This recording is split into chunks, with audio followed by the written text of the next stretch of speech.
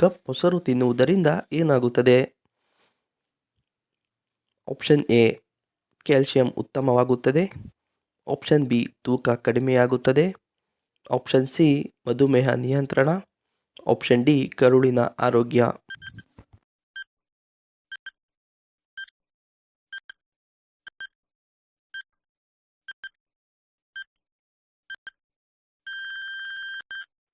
ಸರಿಯಾದ ಉತ್ತರ ಕರುಳಿನ ಆರೋಗ್ಯ.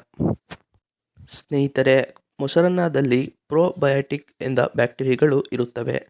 ಇವು ಕರುಳಿನ ಆರೋಗ್ಯವನ್ನು ಕಾಪಾಡಲು ಹೆಚ್ಚಿನ ಸಹಾಯ ಮಾಡುತ್ತದೆ.